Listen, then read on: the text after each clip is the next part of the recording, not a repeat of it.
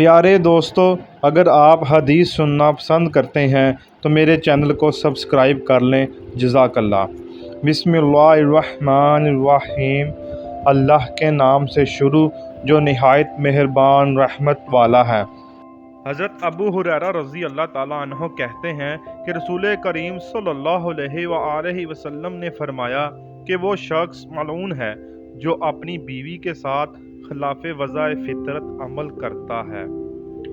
حضرت ابو ہریرہ رضی اللہ تعالیٰ عنہ کہتے ہیں کہ رسول کریم صلی اللہ علیہ وآلہ وسلم نے فرمایا کہ جو شخص اپنی عورت کے ساتھ بدفعلی کرتا ہے، اللہ تعالیٰ اس کی طرف رحمت شفقت کی نظر سے نہیں دیکھتا۔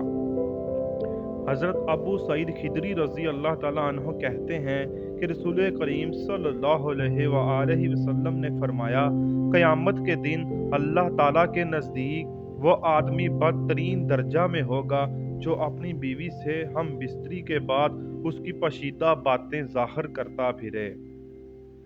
حضرت ابو ہریرہ رضی اللہ تعالیٰ عنہ کہتے ہیں کہ رسول کریم صلی اللہ علیہ وآلہ وسلم نے فرمایا کہ برا کھانا اس ولیمے کا کھانا ہے جس میں مالداروں کو بلایا جائے اور فقراء کو چھوڑ دیا جائے، اور جس شخص نے دعوت کو کوئی عذر نہ ہونے کے باوجود قبول نہ کیا تو اس نے اللہ اور اس کے رسول صلی اللہ علیہ وآلہ وسلم کی نافرمانی کی۔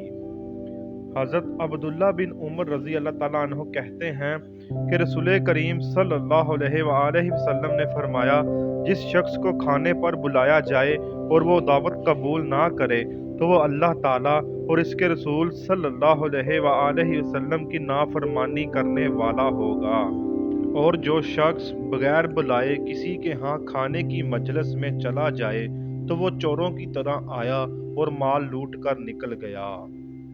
پیارے دوستو، یہ پیاری پیاری احادیث خود بھی یاد کریں اور دوستوں کے ساتھ شیئر بھی کریں۔ اللہ پاک ہمیں ان احادیث پر عمل کی توفیق عطا فرمائے۔ جزاک اللہ۔ شکریہ۔